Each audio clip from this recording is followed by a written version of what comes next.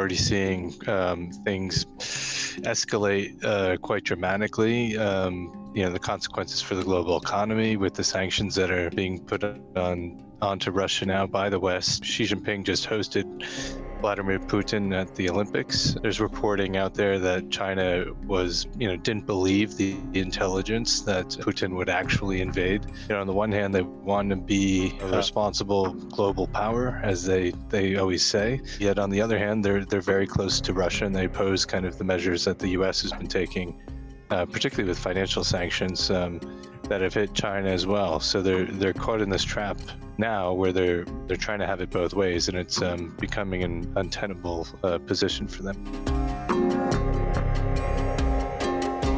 Initially, China reacted, the foreign ministry briefing where it was quite a combative session. They highlighted the fact that the Russian military said it was not attacking cities, that it was only going after military installations. They didn't use the word invasion. They blamed the U.S. For that.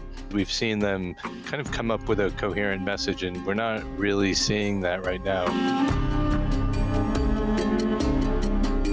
Big question now is kind of how China responds, particularly with Russia under severe economic stress with the latest sanctions.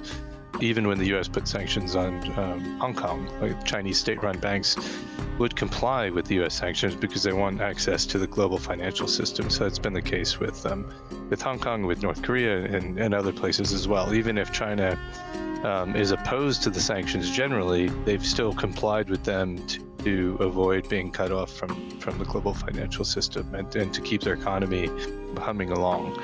So, the question is, what can they do to help Russia without seeing something blow back on their own economy? And that's kind of one of the major things, we'll be watching in the next few weeks.